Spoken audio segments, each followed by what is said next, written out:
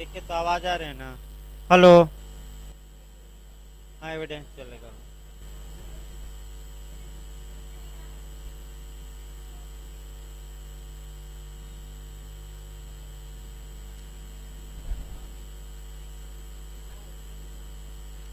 देखिए भाई, एक दो और सूचना है आपका। ये हो सकता है उत्तराखंड एपीओ आपका 21 नवंबर को हो। यानी कि आपका संभावना जो पता हम करा ले रहे हैं आज, उस संभावना माने जो डेट, एक संभावित डेट आ रही है आपका 21 नवंबर को हो सकता है कि आपका उत्तराखंड एपीओ का प्री का एग्जाम हो। और यूपी एपीओ भी हो सकता है जे के पहले आ जाए, हो सकता है अगले माह में ही आ जाए। तो प्रयास आप लोग ये करिए कि जो एपीओ का सिलेबस है, आप आपका उत्तराखंड और यूपी का, आपका केवल पुलिस एक्ट अलग है और जितने सिलेबस हैं वो सेम है। तो प्रयास ये करिए कि भाई आप जे के लिए भी ये सब्जेक्ट काम करेंगे, आपका एपीओ के लिए भी काम करेंगे। तो एक ही साथ ऐसी तैयारी रखिए कि बार बार पढ़ना ना पड़े, और एक बार पढ़िए तो आपका जे भी कवर हो जाए और आपका एपीओ भी। ये प्रयास करिए, अब आज से ही लग जाइए क्योंकि आपका समय नहीं है ज़्यादा। और आपका एक एक छोटी छोटी बातें पढ़ाई भी जा रही हैं। कहीं भी कोई समस्या हो तो आप फ़ोन से पूछ सकते हैं भाई, व्हाट्सएप से पूछ सकते हैं, मैसेज करके, या क्लास में भी पूछ लीजिए। मौनी बाबा न बने रहिए। वैसे आजकल मैं देख रहा हूँ शाम को भी मठाधीश आने लगे हैं, वो भी कुछ नहीं पूछते। और सुबह तो वैसे भी ज़्यादा लोग नए हैं, दो चार लोग ही पुराने हैं। और क्वेश्चन भाई कुछ दिमाग में बैठाइए। आपका कर्तव्य है कि घर पर जाकर दिमाग से कुछ क्वेश्चन निकालिए। इससे शिक्षक पर थोड़ा प्रेशर रहता है कि वह पहले से पढ़ कर आए, क्योंकि लड़का कौन क्वेश्चन क्या पूछ ले कोई भरोसा नहीं रहता। तो अगर आप मैंने बीच बीच में पूछते भी रहिए तो उससे आपका जो पढ़ाने वाला आदमी रहता है उस पर एक दबाव रहता है कि हम पूरी तरह तैयार होकर जाएं, ताकि कहीं से क्वेश्चन अगर कोई पूछे तो उसका जवाब दिया जाए। आइए, एविडेंस की धारा जो चल रही थी 32 हमने पढ़ा दिया था, और 32 से निश्चित रूप से आपका एक या दो क्वेश्चन बनता है। याद रखिए, निश्चित तौर पे कैसे क्वेश्चन बन सकता है कैसे नहीं। और आठों खंडों को आपका बताया गया था, और आठों खंड हम आशा ही नहीं पूर्ण विश्वास करते हैं कि आप रट लेंगे कंपटीशन के लिए। अब आइए अगला अनुच्छेद धारा चला जाए 33। जहां तक धारा 33 का प्रश्न है, 33 आपका यूपी में कभी भी 33 से क्वेश्चन नहीं बना है पहला। लेकिन एमपी में एक बार क्वेश्चन जरूर बनाया है। यानी कि जो क्वेश्चन यूपी में नहीं बनते वह एमपी सिविल जज में जरूर बना देता है। अब जब भी आपका 33 पढ़िएगा, सबसे पहले इसकी किसी भी धारा की जब भी कोई सेक्शन पढ़िए, आपका एक नियम बताया जा रहा है। सबसे पहले उसकी सामान्य बातें देखी जाती हैं, और सामान्य बातों को देखने के बाद ही आपका उस सेक्शन को अंदर से पढ़ा जाता है, और उसमें क्या पूछ सकता है ये पढ़ा जाता है। देखिए, आपका जब भी अनुच्छेद धारा 33 पढ़िएगा, इसी के साथ आपका धारा 60 पढ़ना है। यानी कि पहला क्वेश्चन ये बनता है कि धारा 33 यानी कि 33 किस सेक्शन का एक्सेप्शन है, किस सेक्शन का अपवाद है। तो कौन सा सेक्शन मार कर आएंगे? 60। अब 60 में क्या है आपको ये देखना है। देखिए, मैं बता भी चुका हूँ, फिर एक बार देखिए। एविडेंस की धारा 60 में ये प्रावधान किया गया है कि जो ओरल एविडेंस होगा, यानी कि जो मौखिक साक्ष्य होगा, यानी कि जब कोई साक्षी न्यायालय में गवाही दे, साक्ष्य दे और अपने मुख से बोलकर साक्ष्य दे तो उसे हम ओरल एविडेंस या मौखिक साक्ष्य कहते हैं। और मौखिक साक्ष्य हर हाल में डायरेक्ट होना चाहिए, यानी कि प्रत्यक्ष होना चाहिए। प्रत्यक्ष को मैं धारा 32 बताते समय भी बताया था, फिर एक बार बता रहा हूँ। यानी कि न्यायालय में वही व्यक्ति आकर गवाही दे, बयान दे जिसने घटना को स्वयं अपनी आँखों से सुना है या स्वयं अपनी आँखों से देखा है। अगर सुनने वाली बात है तो स्वयं अपने क्या किया हो, कान से सुना हो। चखने वाली बात हो तो स्वयं अपने जीवा से स्वाद लिया हो। सूंघने वाली बात है, तथ्य है तो स्वयं सूंघा हो। और त्वचा द्वारा स्पर्श करने वाली बात है तो स्वयं अपने हाथों से या त्वचा से उस चीज को स्पर्श किया हो। अगर ये लोग आकर न्यायालय में बयान दें तो इनके द्वारा दिए गए बयान को कौन सा साक्ष्य कहा जाएगा, डायरेक्ट या प्रत्यक्ष। अब अप्रत्यक्ष पर आ जाइए। इसके उल्टा अप्रत्यक्ष होता है। अप्रत्यक्ष मतलब इनडायरेक्ट। इनडायरेक्ट साक्ष्य को ही दूसरी भाषा में अनुश्रुत साक्ष्य कहते हैं, श्रुत साक्ष्य कहते हैं या हियर से एविडेंस। यानी कि व्यक्ति घटना को स्वयं अपनी आंखों से नहीं देखा रहता, स्वयं अपने कानों से नहीं सुना रहता, दूसरे के माध्यम से जानकारी प्राप्त होती है तो ऐसे साक्ष्य को हियर से एविडेंस कहते हैं। तो धारा 32 भी 60 का अपवाद थी और धारा 32 में पूछा भी गया है। प्रत्यक्ष साक्ष्य है धारा 32 की अनुश्रुत साक्ष्य, तो मैं क्या बताया था, अनुश्रुत, प्रत्यक्ष नहीं थी। और धारा 33 भी हियर से एविडेंस है, यानी कि अनुश्रुत साक्ष्य हैं। यानी कि प्रत्यक्ष साक्ष्य के नियम का एक्सेप्शन 32 में भी मिलता है, 33 में भी मिलता है, और भी धारा है। जब 60 पढ़ाया जाएगा तब डिटेल में पढ़ाया जाएगा। आगे बढ़ा जाए तो धारा 33 में है क्या, पूर्ववर्ती कार्यवाहियों में दिए गए बयान। एक उदाहरण देखिए, कोई व्यक्ति है किसी न्यायालय में एक बार बयान दिया और उस व्यक्ति को उसी कार्यवाही में बाद में भी बुलाना है फिर से बयान देने के लिए, तो ऐसी दशा में सामान्य नियम ये है कि उस व्यक्ति को दोबारा बुलाया जाए और उसका बयान दोबारा लिया जाए। लेकिन अब कल्पना करिए कि अगर ऐसा व्यक्ति मर गया, मिल नहीं सकता, असमर्थ हो गया है इत्यादि, तो क्या बुलाना संभव रहेगा? नहीं। तो जो वो पूर्व न्यायिक कार्यवाही में अपना बयान दर्ज कराया था, वही बयान पश्चातवर्ती कार्यवाही में क्या कर लिया जाएगा, उसे बिना बुलाए स्वीकार। यानी कि कुल मिलाकर पूर्ववर्ती न्यायिक कार्यवाही में वह जो बयान दिया था उसी बयान को पश्चातवर्ती कार्यवाही में एक्सेप्ट कर लिया जाएगा और उसे बुलाने की आवश्यकता नहीं है। तो ये अनुश्रुत साक्ष्य हुआ, क्योंकि बिना बुलाए ही उसके पहले के बयान को क्या कर लिया गया, साक्ष्य में स्वीकार। लेकिन इसके लिए जो नियम दिए गए हैं कड़े नियम हैं। और आपका नियम क्या है, तो जो एमपी जो लोग भाई डालना चाहते हैं वहाँ आपका बेहर एक्ट भी अंदर से पढ़ना पड़ता है, क्योंकि जो एमपी ने क्वेश्चन बनाया वह आपका अंदर से बना। देखिए एक बार बता दिया जाए, आपका बेहर एक्ट किसी साक्ष्य में कथित तथ्यों की सत्यता को पश्चातवर्ती कार्यवाही में साबित करने के लिए उस साक्ष्य की सुसंगत। अब देखिए बेरक तब समझा जाए,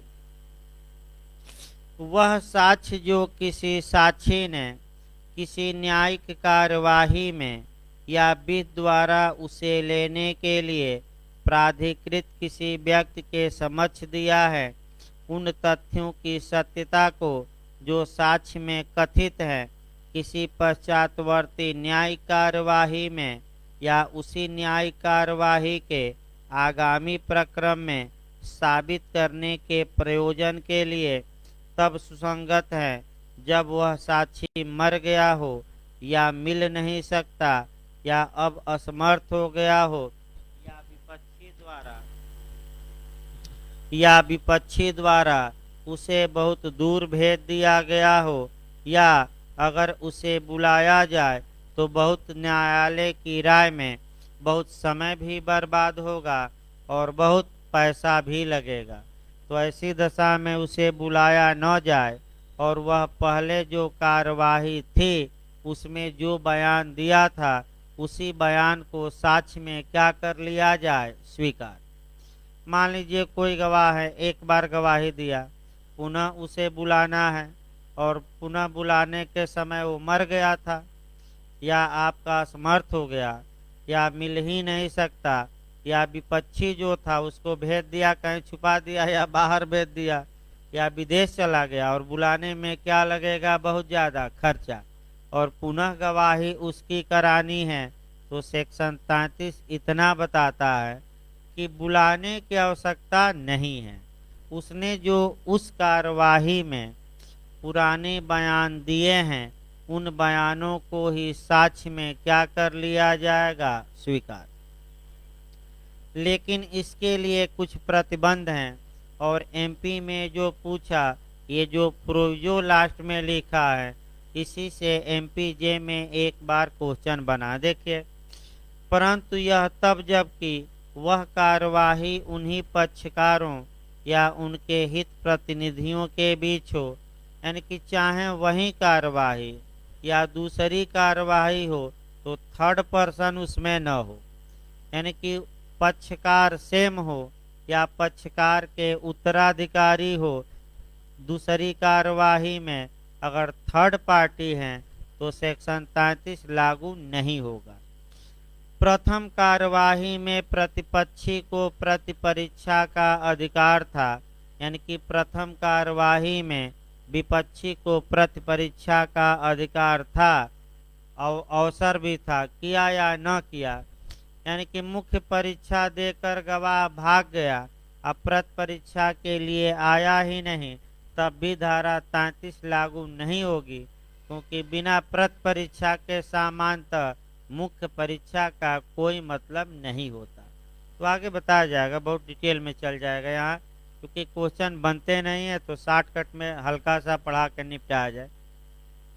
विवाद प्रश्न प्रथम कार्यवाही और द्वितीय कार्यवाही में क्या थे, समान थे कि असमान थे, समान थे। तो इसको आप छोड़ सकते हैं पढ़ते समय, भाई मैं बता रहा हूँ। अगर आप चाहें तो पढ़िए और चाहें तो क्या करिए, छोड़ दीजिए। हमारा कर्तव्य था 2-4 लाइन बता देना, आपका 2-4 लाइन बताया गया, लेकिन 1-2 लाइन याद रखिएगा। पूर्ववर्ती कार्यवाही में दिए गए कथनों को क्या यहाँ किया जा रहा है, स्वीकार। अब आइए अगला सेक्शन देखा जाए, सेक्शन 34। इधर से आपका क्वेश्चन बनने का पूरा चांस है। यूपी में क्या बना, उत्तराखंड में क्या बना, बिहार में क्या बना, आपका तमाम राज्यों में कैसे क्वेश्चन बनते हैं, इधर से आपका सतर्क रहना है। देखिए, आपका लिस्ट पहले तोड़ा जाता है, यानी कि सबसे पहले एक आपका सामान्य बातें देखिए, तब आपका सेक्शन। ये 34 से लेकर और जहां तक 39 की बात है, याद रखिएगा। धारा, पहला क्वेश्चन कि धारा 34 से लेकर 39 तक में आपका क्या प्रावधान किया गया है। तो प्रावधान ये है कि स्पेशल कंडीशन में या विशेष परिस्थितियों में किसी व्यक्ति द्वारा जो कथन किए जाते हैं वे कथन 34 से लेकर 39 तक में रेलेवेंट या सुसंगत है। तो पहला क्वेश्चन आपका ये बना कि विशेष परिस्थितियों में किए गए कथनों को किस सेक्शन से किस सेक्शन तक रेलेवेंट बनाया गया है, तो आपका 34 से लेकर और आपका 39, वैसे 38 लिख सकते हैं क्योंकि आपका 9 है, लेकिन इसको हम कोरिलेट करते हैं। अभी देखिए, आपका विशेष परिस्थितियों में किए गए जो कथन हैं वह आपका दिया गया है 34 से लेकर 38 तक। अब ये है कि जो विशेष परिस्थितियों में कथन किए गए हैं उन कथनों में से कितना न्यायालय में साबित किया जाएगा, कितना न्यायालय में प्रूफ किया जाएगा, इसका प्रावधान 39 में है। यानी कि दूसरा क्वेश्चन बना कि विशेष परिस्थितियों में किए गए कथनों के कितने भाग को न्यायालय में साबित किया जाएगा, ये प्रावधान किस सेक्शन में है, 39 सेक्शन। अभी गौर करिए, यानी कि कुल मिलाकर आप ये कह सकते हैं कि 39 किसकी पूरक धारा है, 34 की, 35 की, 36, 37, 38 उपर्युक्त सभी। तो क्या मार्क कराएंगे, तो विशेष परिस्थितियों में किए गए कथन अगर पूछे तो 34 से 38 मारिए। कथन का कितना भाग न्यायालय में साबित किया जाएगा, किस धारा में, तो आपका जवाब रहेगा 39। दो उदाहरण समझिए ताकि दिमाग में बैठे और तब बेयर एक्ट में दम नहीं रहेगा। बस ये है कि कॉन्सेप्ट बिल्कुल क्लियर हो। मैं 2-3 उदाहरण बता रहा हूँ, एक बाबा का भी क्योंकि तरोताज़ा मामला है, एक आपका अकाउंट यानी कि लेखा बही का, और दूसरा आप लोग खूब AIR जाकर पढ़ते हैं और वकीलों के चेम्बरों में तो फाइल से ज़्यादा क्या भरी रहती है, AIR। तो 2-3 उदाहरण देखा जाए। मान लीजिए एक फिल्म बनी और फिल्म 3 घंटे की बनती है और उसमें 2 मिनट का जो सीन है वह अश्लील है। तो आप लोग बताइए, क्या पूरी फिल्म कह सकते हैं कि 3 घंटा न्यायालय देखे कि 2 मिनट का वीडियो? और अगर न्यायालय को लगता है कि अश्लील है तो न्यायालय सजा भी दे सकता है। इसका मतलब ये हुआ कि अब आइए, अब ये विशेष परिस्थितियों में जो कथन किए जाएंगे ये 3 घंटे के होंगे, लेकिन तीनों घंटा पेश नहीं करना है साक्ष्य में। 39 दायरे को सीमित करती है कि केवल वही भाग पेश करिए जो सुसंगत हो। 3 घंटा पंचौरा नहीं किया जाएगा, आपकी बात 3 घंटा नहीं सुनी जाएगी। जो विवाद हो, जहाँ से मतलब निकलता हो, वहीं आप सही रहेगा, क्योंकि इससे साक्ष्य कम होगा और न्यायालय के समय का क्या होगा, बचत। दूसरा उदाहरण देखिए, तो ये 2 ही मिनट पर्याप्त हैं, यहीं देखा जाएगा। ये कौन सी धारा बताएगी, 39। दूसरा देखिए, एक व्यापारी है और एक व्यापारी अपने कारोबार के अनुक्रम में यानी कि बही खाता में डेली बाय डेली या तो इलेक्ट्रॉनिक यानी कि कंप्यूटर में, अब तो कंप्यूटर में दर्ज किया जा रहा है, या डायरी पर डेली बाय डेली आपका लिख रहा है कि इनको हमने ये सामान दिया, इतने का उधार दिया सामान, या किससे कितना पैसा उधार लिया, एक डायरी में लिख रहा है। मान लीजिए विवाद उत्पन्न हो गया कि क्या ए ने बी को कितना उधार दिया, तो क्या न्यायालय पूरी डायरी पलटेगा? नहीं, केवल उस डायरी का उतना भाग देखा जाएगा, उतना भाग सुसंगत होगा जितने से कि ये दर्शित हो कि ए ने बी को कितना उधार दिया था। तो तुरंत आप याद रखिए, यानी कि पूरा नहीं डायरी, बस उसका कुछ हिस्सा। तो कौन सी धारा, 39। अब AIR आ जाए इसी पर। मान लीजिए AIR तो इतने मोटे मोटे हैं भाई, तो अगर न्यायालय में पेश करना हो तो क्या वकील साहब पूरा AIR न्यायालय को पढ़ाते हैं? नहीं, एआईआर में, ऑल इंडिया रिपोर्टर में जो केस रहता है, सुप्रीम कोर्ट का डिसीजन, जिसमें तथ्य या विधि के बारे में कोई नया सिद्धांत सुप्रीम कोर्ट ने दिया है, तो वहीं 5-10 पन्ना वकील साहब लगाए रहते हैं, आपका कागज या पिन मारे रहते हैं या मोड़े रहते हैं, और अपने जूनियर से कहते हैं कि ये 5 पन्ना क्या करो, फोटो स्टेट करके लाओ, और एआईआर भी रखे रहते हैं, और 5 पन्ना उसमें से जज साहब को दे दिए और कहे कि किस किस पेज पर हैं, तो इस एआईआर के इस पेज नंबर। तो क्या पूरा एआईआर पढ़ा जाता है सुसंगत होगा कि 5 पन्ने? तो कौन सी धारा कहते हैं कि केवल 5 पन्ना? हाँ, तो याद रखिए, यानी कि फिर एक बार लास्ट में तब शुरू किया जाए। 34 से लेकर 38 तक में इस कुछ ऐसी स्पेशल कंडीशन रहेगी जहां की कोई स्टेटमेंट दिया जाएगा। अब उस कथन में से कितना न्यायालय में पेश किया जाए, ये कौन सी धारा बताएगी? 39। अब इसमें कहीं समस्या हो तो बताइए।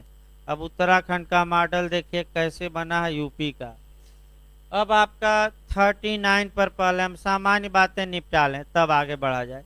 उत्तराखंड जे में ये क्वेश्चन बना है, और क्वेश्चन का मॉडल ये बना था कि साक्ष्य अधिनियम की कौन सी धारा प्रतिस्थापित है। बन चुका है ये क्वेश्चन। तो साक्ष्य अधिनियम की जो प्रतिस्थापित धाराएं हैं, उसको दो भागों में हम बांट लेंगे, एक 39 और दूसरा 131, और दूसरा भाग हम बांटेंगे 114A यानी कि 114A और 119। देखिए कैसे यूपीएपीओ भी आने वाली है। थोड़ा क्वेश्चन का मॉडल देखिए भाई, आज से थोड़ा सुधार भी लाया जाए पढ़ाने में, और स्पीड भी थोड़ा, अब तो सोमवार से हल्का सा बढ़ ही जाएगी। लेकिन आप क्वेश्चन का देखिए, कितना क्वेश्चन इसी धारा पर बना है, इसमें न शक नहीं है। पिछली बार आपका पहले से बता दिया जाए, 39 और 131 जो ये दो धाराएं हैं, ये सन 2000 में नए सिरे से लिखी गई, यानी कि पुनः परिभाषित की गई, प्रतिस्थापित की गई, पुनर्व्याख्यित की गई या अंतः स्थापित की गई। एक दिन मैं बताया भी था, 2 दिन मैं उदाहरण बता चुका हूँ। प्रतिस्थापित का मतलब हुआ बोतल वही है और शराब क्या है? नई, यानी कि बोतल वही है। अब आपका इसको अफगानिस्तान से भी जोड़ सकते हैं, बोतल वही है, आपका शराब नहीं है, यानी कि तालिबानी जो थे, बोतल वही है, मतलब विचार 20 साल बाद भी नहीं बदले, लेकिन शराब वही है, माने शराब नहीं है, यानी कि सरकार में मंत्री कुछ क्या हो गए नहीं, लेकिन आज भी उनके विचार नहीं बदले। यानी कि धारा वही रहती है, सेक्शन में चेंजिंग नहीं, लेकिन धारा में जितनी बातें अंदर लिखी रहती हैं, हेडिंग भी, वो सब क्या की जाती हैं? बदल दी जाती हैं, नए सिरे से लिखी जाती हैं। उसी को हम एक लाइन में क्या कहते हैं? प्रतिस्थापित धारा। अब क्वेश्चन 4-5 यहाँ बने हैं, गलत किसी भी हाल में न हो।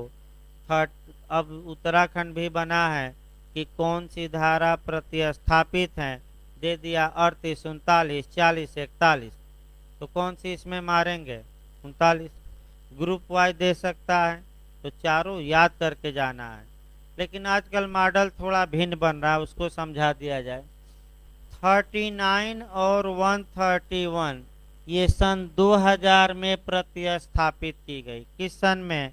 2000। किस कानून द्वारा? तो आईटी एक्ट द्वारा, इंफॉर्मेशन टेक्नोलॉजी एक्ट द्वारा, हिंदी में सूचना प्रौद्योगिकी अधिनियम।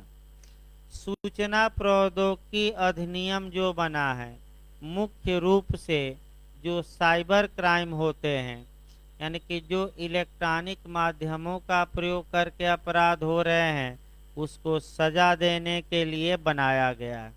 तो साइबर क्राइम कहाँ दंडनीय है पूछ ले, तो आईटी एक्ट में। कहाँ दंडनीय है? अब ये यूपीएपीओ का मॉडल ये था कि ये जो आईटी एक्ट द्वारा सन 2000 का संशोधन है कि पिछली बार आया था, कब से लागू हुआ, डेट भी याद रखना है। तो ये 17 अक्टूबर सन 2000, यही डेट यूपीएपीओ बनाया। आपका यूपीएपीओ बना चुका है पिछली बार किस डेट से, 17 अक्टूबर सन 2000 से।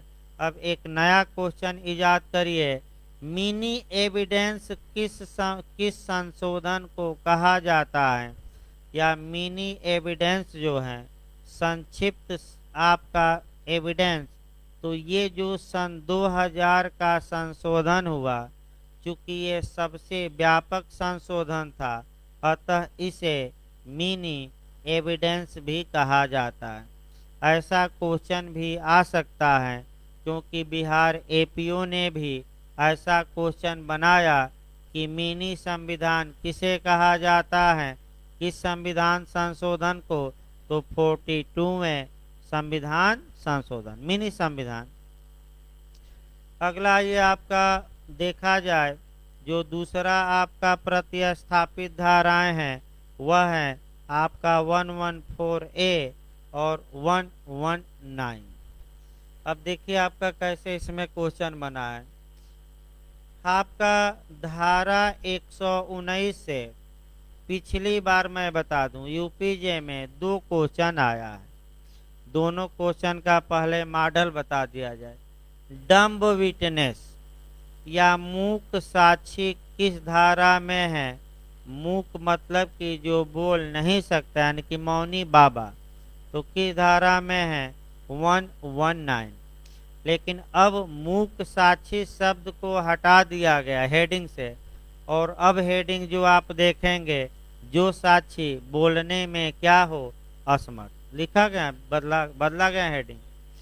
दूसरा आपका पूछा गया था, ये तो आ गया 119। दूसरा जो मॉडल था पिछली बार जे में, एक साक्षी बोलने में असमर्थ है, अपनी बातों को लिख कर देता है, तो वह कैसा साक्ष्य माना जाएगा।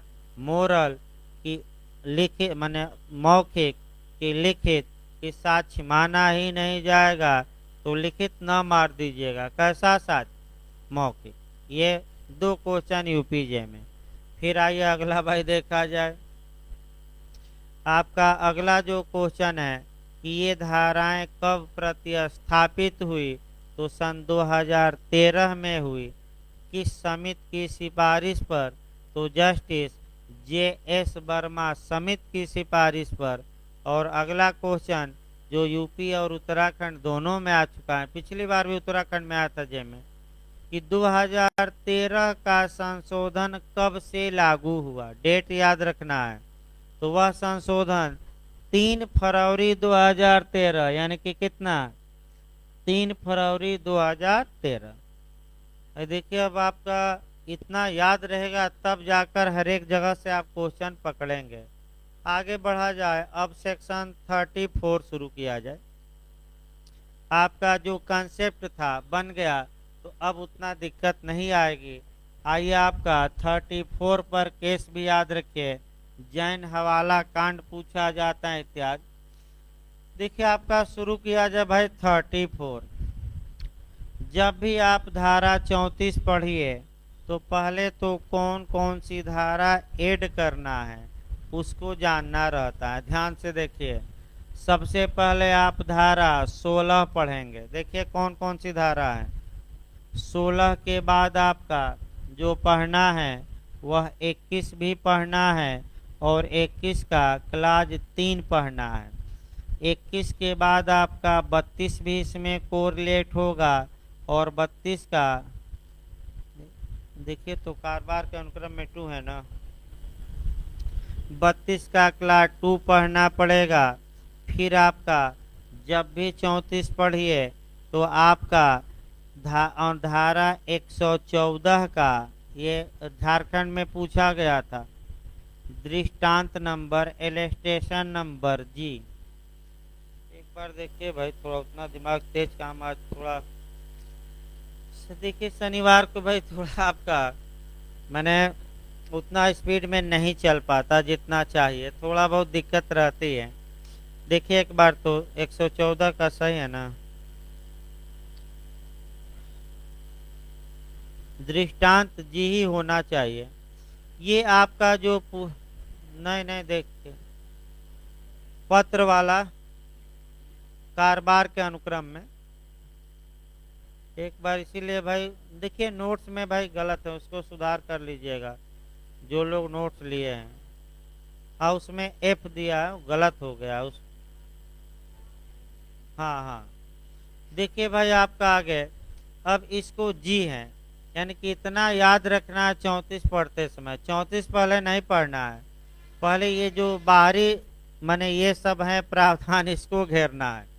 देखिए धारा 34 हम आपका एक लाइन पहले बताते हैं और तब हर एक जगह से जोड़कर तब 34 का बेरक शुरू किया जाएगा। देखिए अगर किसी व्यक्ति ने लेखा कारोबार के अनुक्रम में यानी कि व्यापार के अनुक्रम में in the course of business, लेखा पुस्तिका में, लेखा पुस्तिका मतलब अकाउंट में, अकाउंट मतलब कि बिखरे हुए पन्ने नहीं, डायरी में या कॉपी में, ये नहीं कि हमारे जैसे एक एक पन्ना उखड़ गया है, वैसे नहीं, डायरी में।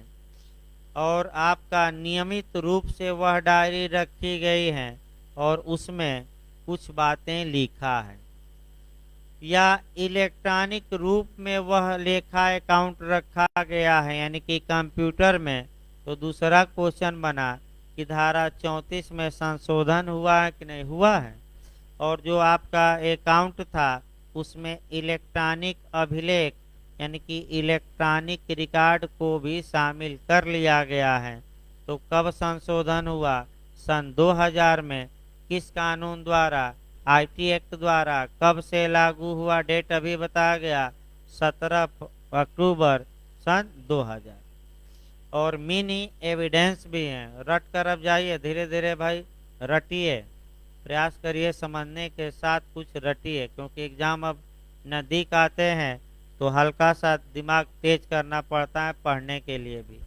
अगला नियम देखिए भाई, तो अगर किसी व्यक्ति ने कारोबार के अनुक्रम में या तो इलेक्ट्रॉनिक अभिलेख में या किसी पुस्तक में, नहीं किसी डायरी में यानी कि अकाउंट में कुछ बातें लिखी हैं, तो वे बातें रेलेवेंट होंगी कि नहीं होंगी? होंगी। लेकिन क्या पूरी डायरी सुसंगत होगी कि जिस डायरी के पन्ने पर वे बातें लिखी गई हैं उतना पन्ना सुसंगत होगा? तो बताइए, पूरा डायरी ही पेश कर देंगे पन्ना? तो कौन सी धारा हमने बताया 34, 35, 36, 38 के क्षेत्र को सीमित करती हैं? 39 भाई, कंसेप्ट इसीलिए पहले बताया गया। अब आइए कारोबार का अनुक्रम एक एक करके देखा जाए।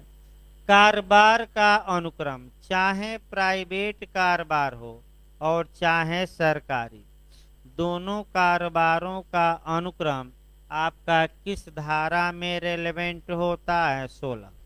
तो कारोबार का अनुक्रम किस धारा में रेलेवेंट है? 16।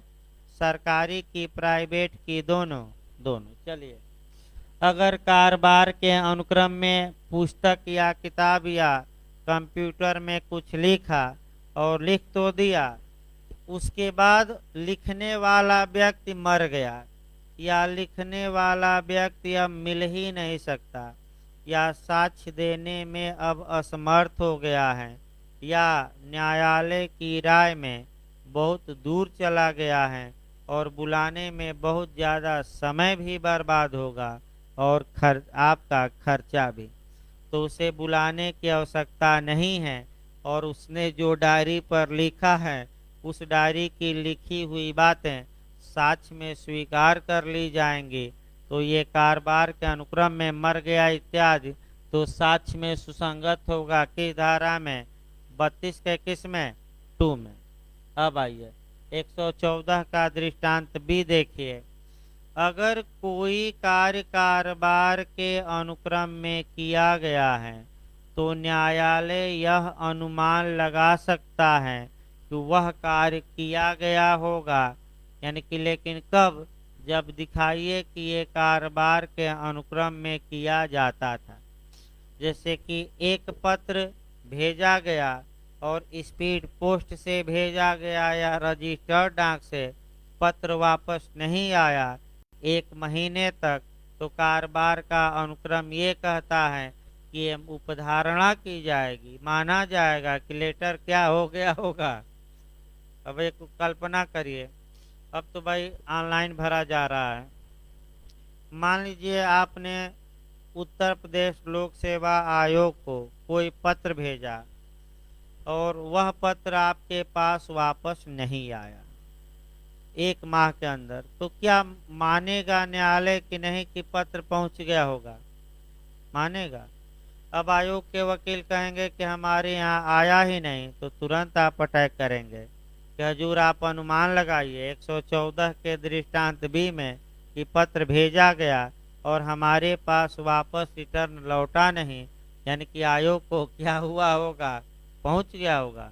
ये अनुमान लगाया जाएगा, आयोग की बोलती बंद कर दी जाएगी कि आप मुकर नहीं सकते।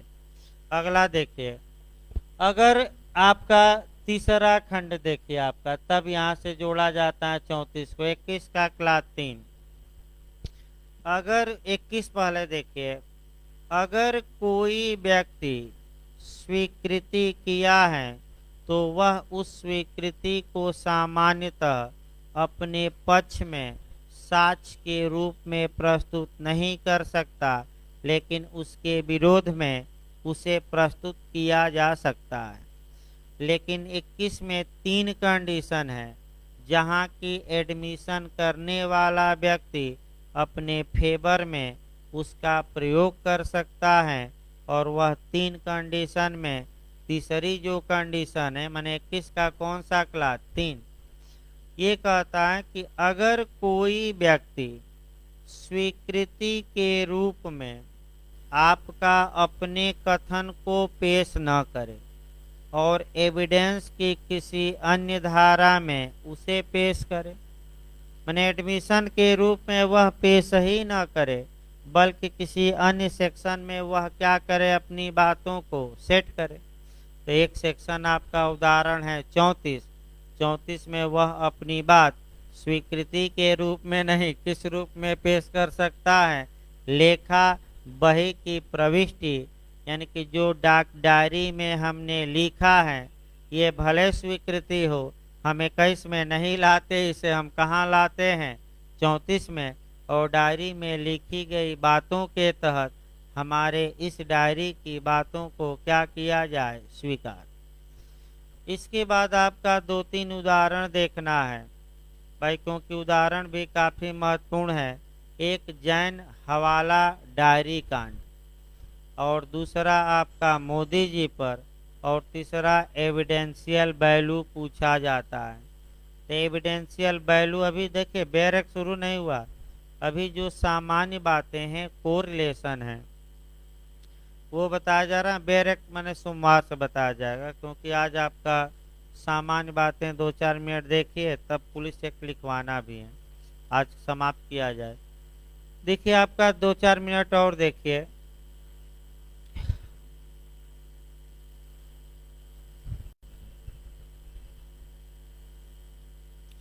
देखिए पहला आपका एविडेंशियल वैल्यू याद रखना है कि लेखा पुस्तकों में की गई प्रविष्टियों का साक्षिक मूल्य क्या होगा।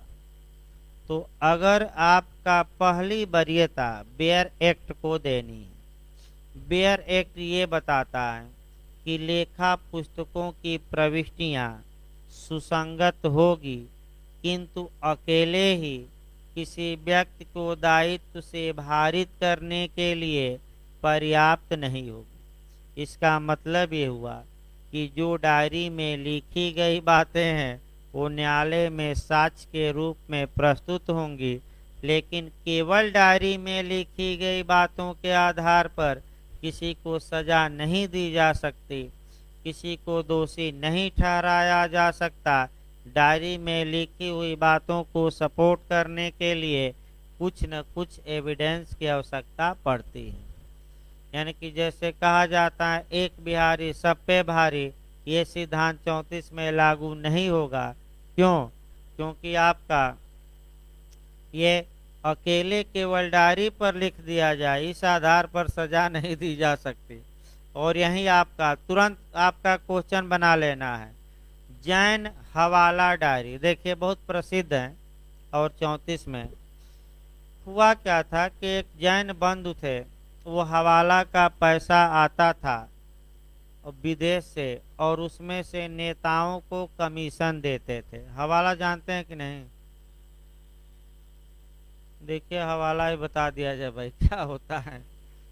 हवाला का पैसा का मतलब ये हुआ कि दो तरीके हैं मनी एक्सचेंज करने के, ध्यान से देखिए। मान लीजिए कि भारत से कोई व्यक्ति सऊदी अरब गया, तो सऊदी अरब में रुपया काम नहीं करेगा, वहाँ तो अलग मनी है। तो अब मान लीजिए वहाँ पैसा कमाया और वह भारत में अपने परिवार वालों को पैसा भेजना चाहता है, तो अगर वहाँ भारत में वह उस बैंक से भेजेगा तो उसको नुकसान होगा और कुछ परसेंटेज उसका क्या होगा, पैसे का कटेगा, और रिकॉर्ड में भी रहेगा कि आपने इतना भेजा। दूसरा तरीका ये होता है कि वहाँ एक आदमी है और उसको पैसा वह दे दिया, और भारत में उस आदमी का एक माने आदमी बैठा है, बस वहाँ से फोन आया कि इन्होंने इतना पैसा हमारे पास जमा किया है, आप इनके घर जाकर और इनको ये पता है, नंबर है, मोबाइल नंबर है, इनके घर जाकर आप इतना पैसा इनके परिवार को दे दीजिए। और उसमें 2 या 5% कमीशन लेता है। बैंक मान लीजिए 20-25% ले लिया, वो तो 5% लिया, और आपके घर सुरक्षित पैसा भी पहुंच गया और सब कुछ सामान्य।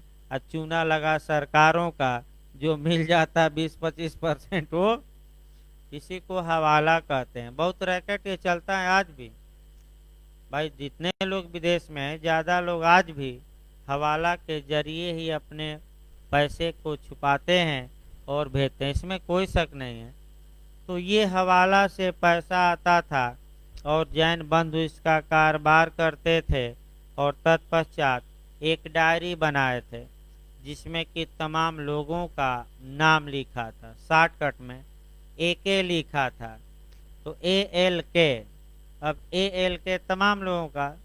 तत्पश्चात मुकदमा चला और LK अडवाणी, लाल कृष्ण अडवाणी का नाम आया, तमाम लोगों का नाम आया। लेकिन अब डायरी के अलावा कोई साक्ष्य ही नहीं मिला, तो सब बाइज्जत बरी हो गए। सबको क्या दे दिया गया, संदेह का लाभ, कि इनके खिलाफ तो केवल डायरी में बातें हैं कि इनको हमने इतना दिया, वो भी शॉर्टकट में नाम लिखे थे। तो सजा नहीं दी गई। क्यों? क्योंकि केवल डायरी में लिखने मात्र से किसी को सजा नहीं, अन्य साक्ष्य होना आवश्यक है। तो अगला क्वेश्चन बनता है कि आपका लेखा पुस्तकों की प्रविष्टियां सारवान साक्ष्य हैं कि संपोषक। तो इसका मतलब क्या हुआ, सपोर्ट करेंगे कि सारवान है, संपोषक। सारवान रहती तो केवल डायरी में लिखी गई बातों के आधार पर क्या दे दिया जाता, सजा। तो याद रखिए, अगर दे दे आपका, फिर ऑप्शन देखिए नया, संपोषक साक्ष्य है, सारवान साक्ष्य है। तीसरा ऑप्शन दे दे सुसंगत हैं किंतु अकेले ही किसी व्यक्ति को दायित्व से भारित करने के लिए पर्याप्त नहीं होगी, और इनमें से कोई नहीं। तो हमने संपोषक का भी ऑप्शन दिया और जो बेयर एक्ट की भाषा है उसका भी। तो बताइए आप लोग कौन सही मार्क कराएंगे? हाँ, पहली वरीयता किसको देना है, बेयर एक्ट। अगर बेयर एक्ट की भाषा न रहे तब क्या मार्क कराना है, संपोषक। तो आपका दूसरा ये जैन हवाला कांड, इस प्रकार मोदी जी का भी एक मामला भी आया था, उसको भी भाई बता दिया जाए। देखिए एक कहीं से पेपर मिला प्रशांत भूषण जी को, जिसमें कि जब मोदी जी गुजरात के मुख्यमंत्री थे तो उसमें ये दिखाया गया था कि रिलायंस कंपनी ने यानी कि अंबानी बंधुओं ने कितना पैसा इन्हें दिया था। एक कागज फैक्स कहीं से मिल गया था। अब प्रशांत भूषण चले गए आपका सुप्रीम कोर्ट और कहे कि हजूर एसआईटी बनाए, ये चौकीदार ही चोर हैं, यानी कि चौकीदार ही क्या हैं, चोर हैं, और आपका जांच कमेटी बैठाइए, एसआईटी गठित करिए। सुप्रीम कोर्ट ने बस ये पूछा कि भाई एक पन्ने के आधार पर जो धुंधला भी हैं, हम कैसे पीएम के खिलाफ आदेश दे दें जांच का, और कुछ साक्ष्य लाइए, और जैसे ही आप और साक्ष्य लाते हैं मैं भाई जांच का आदेश दूंगा। और प्रशांत भूषण और कोई साक्ष्य ला नहीं पाए, अतः जांच का आदेश नहीं दिया जा सका। लेकिन जो पेगासस मामला चल रहा है, जो फोन टेपिंग का मामला, जासूसी का, इसमें सुप्रीम कोर्ट आपका अगले हफ्ते एसआईटी गठित करेगा, इस पे आपका और जांच होगी। और सरकार ने सुप्रीम कोर्ट में ये मान भी लिया है कि हमने फोन टेपिंग कराई है, राष्ट्र की सुरक्षा के लिए आवश्यक है, आतंकवादी गतिविधियों के लिए तो सुप्रीम कोर्ट ने बताइए क्या कराए हैं कैसे। तो आपका अटॉर्नी जनरल ने कहा कि सार्वजनिक रूप से हम नहीं बता सकते, चैम्बर में भले बता देंगे, यहाँ बताएंगे तो पूरा देश जान लेगा और भारत की सुरक्षा पर क्या पड़ेगा असर। तो ये सही बात है कि अब तो ये लगभग क्लियर हो गया कि सरकार ने लोगों का फोन टेप किया। अब किसका किया, क्यों किया, वो अलग बात है, क्योंकि जब सुप्रीम कोर्ट में आप कह रहे हैं कि ये जरूरी था टेप करना सुरक्षा के लिए, यानी कि आप किए हैं। तो आपका 34 शुरू किया जाएगा भाई सोमवार को, यानी कि अभी आपका उत्तराखंड पुलिस एक्ट लिखवाया जाएगा, क्योंकि उसका भी आज भाई पूरा कर दिया जाए लिखवा कर। और सोमवार से आपका शेड्यूल बता ही दिया गया है भाई, 7:30 से 8:30 बजे तक इंग्लिश चलेगी, 8:30 से आपका अभी अंतर्राष्ट्रीय संगठन चलेगा 10 बजे से, फिर आपका 15 मिनट का ब्रेक रहेगा, एविडेंस और आईपीसी, हाँ एविडेंस 10:15 आइए। और उसके बाद आपका जीएस की भी क्लास 12:15 बजे से चलेगी। तो जिनको जीएस पढ़ना है भाई अपना पढ़ सकता है। तभी 10 मिनट बाद भाई आपका पुलिस एक्ट लिखवाया जाएगा।